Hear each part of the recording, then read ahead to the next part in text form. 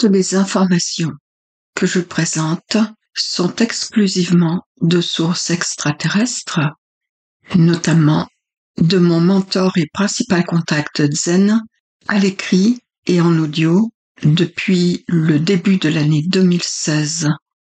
Il ne s'agit pas de canalisation ni de télépathie, mais de conversation noir sur blanc, ainsi qu'à l'oral, conversation que j'ai enregistrée grâce à des technologies de communication.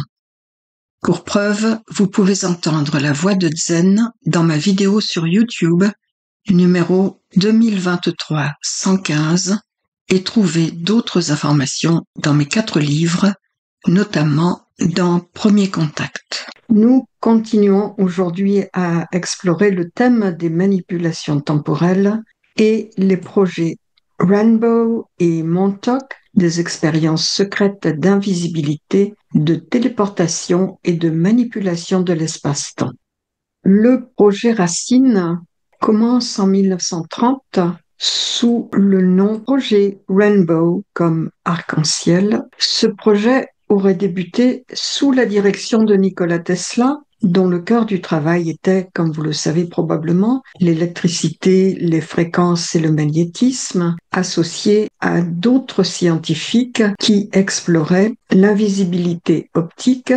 Ce projet aurait culminé et conduit 13 ans plus tard à l'expérience de Philadelphie en 1943, qui aurait lui-même été poursuivi par le projet Montauk. Le projet Rainbow s'est aussi intitulé « L'USS Eldridge aurait été rendu invisible ». Le projet visait à rendre des navires invisibles au radar et à explorer la téléportation ainsi que la manipulation de l'espace-temps. Certains récits affirment que Tesla aurait quitté le projet après avoir exprimé des préoccupations éthiques concernant les effets sur l'équipage, mais il est décédé 9 mois avant le début du projet, seul, désargenté et amoureux des pigeons.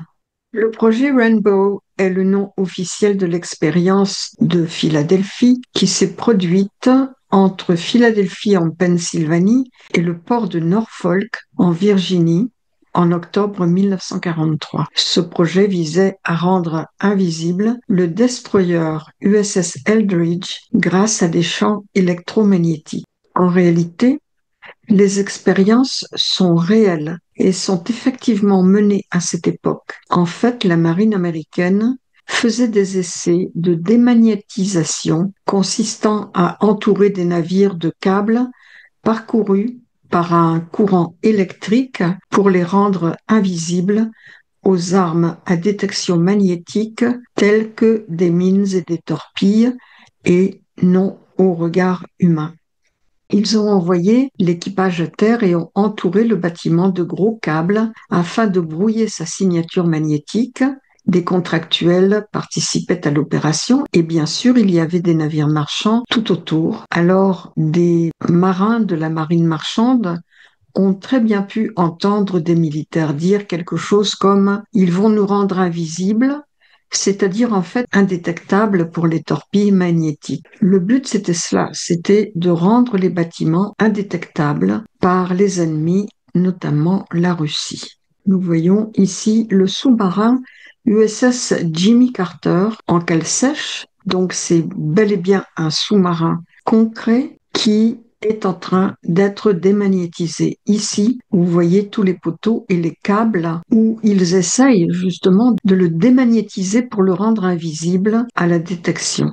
Cet événement a été raconté par un ancien marin marchand américain nommé Carl Allen, qui en aurait été le témoin sur le chantier même. Il affirme qu'il en a été le témoin pendant la Seconde Guerre mondiale et pendant cet épisode, la marine américaine aurait rendu un navire invisible et l'aurait téléporté accidentellement dans l'espace. Et les résultats étranges qui ont suivi auraient été catastrophiques avec des effets graves sur l'équipage tels que des brûlures, des troubles mentaux et même une fusion de leur corps avec le métal du navire. Allen mentionne que le but était de rendre le destroyer USS Eldridge invisibles grâce à des champs électromagnétiques résultant en une téléportation entre Philadelphie et Norfolk.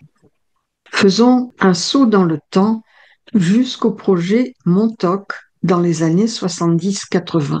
Le projet semble être la suite de l'expérience de Philadelphie. Il est basé sur les récits de Preston Nichols et d'Al Bielek, un marin qui affirme avoir été à bord de l'USS Eldridge et qui confirme avoir participé à ces expériences. Le projet Montauk, à New York, est une base militaire. Il est associé à des expériences de téléportation, de voyage dans le temps et de contrôle mental, dans le but de développer des techniques de guerre psychologique et des recherches exotiques, notamment sur les voyages dans le temps. Les expériences auraient inclus des recherches sur le contrôle mental, la téléportation également, le voyage dans le temps, et même des contacts avec des intelligences extraterrestres. Une chaise de Montauk aurait été développée pour amplifier les capacités psychiques des participants, permettant de manipuler la réalité ou d'explorer d'autres dimensions.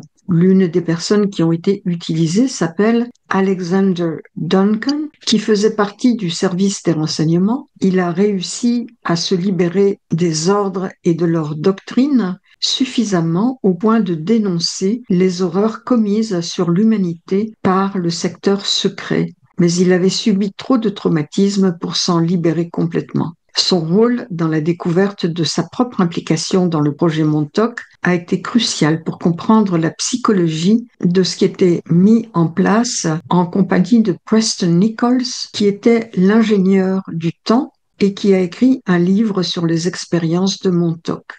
Duncan était le vizir, c'est-à-dire le spectateur de ce qui se produisait, et sa contribution et son sens spirituel donnaient un aperçu de la psychologie impliquée dans ces opérations. Les projets et expériences partagent des thèmes communs dans leurs recherches. Les recherches sur l'électromagnétisme, les deux projets explorent les champs électromagnétiques pour des objectifs tels que l'invisibilité optique ou le camouflage. Elles ont également en commun des manipulations du temps et de l'espace. Les théories entourant les deux projets incluent des expériences liées à la téléportation et au voyage dans le temps et des tentatives de contrôle de l'esprit et des tests psychologiques sur des individus. Au niveau scientifique, il existe un fil rouge. Les projets semblent s'inscrire dans une recherche moderne liée à la manipulation des lois de la physique, qu'il s'agisse de l'invisibilité ou d'aspects encore plus spectaculaires comme le voyage dans le temps et le contrôle de l'esprit. Les travaux de scientifiques comme Nikola Tesla et d'autres pionniers de l'électrodynamique ont indéniablement influencé la recherche sur les champs magnétiques, les ondes radio et la manipulation des propriétés physiques de la matière. Ces domaines bien documentés sont essentiels en physique et en ingénierie. Et des recherches sur le camouflage optique ou radar, notamment en utilisant des matériaux comme des métamatériaux, sont menées depuis des décennies dans des environnements académiques et militaires, bien que ces travaux visent principalement des applications pratiques. Par exemple, pour les avions furtifs, ils ont peut-être contribué à nourrir aussi des légendes plus fantastiques.